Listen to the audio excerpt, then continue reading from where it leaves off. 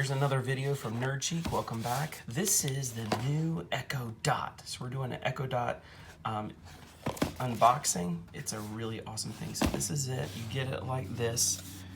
Shipping messed my little edge up, but it's still sealed.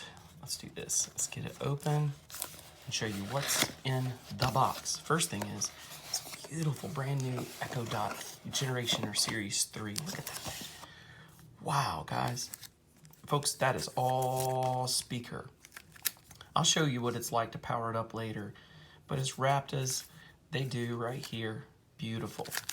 That's awesome. Very, very heavy compared to the old Echo Dots and much bigger. So what else is in the box? You're gonna get your, just a few more things. I mean, this is really one of the most simple unboxings you'll find because they don't waste a lot.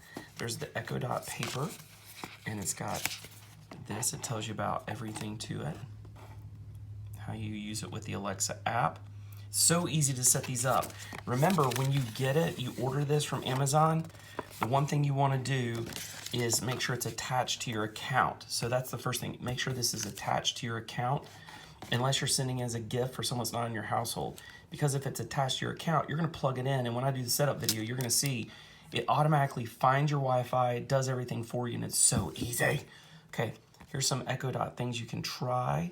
It's amazing. If you've got Prime, you can do so much on Echo Dot. So there's that. You can take a screenshot of this video if you'd like right here and have that info. Now let's finish the unboxing. And then I'm going to go into a setup video later. Look at that. And the wire. These guys are awesome. Now, they've changed. The old Echo Dots had a plug right here, and they were like, I want to say they were 9 watts. Notice this. The new Echo Dot's 15 watts. It does not have a micro USB power. It has a plug like this.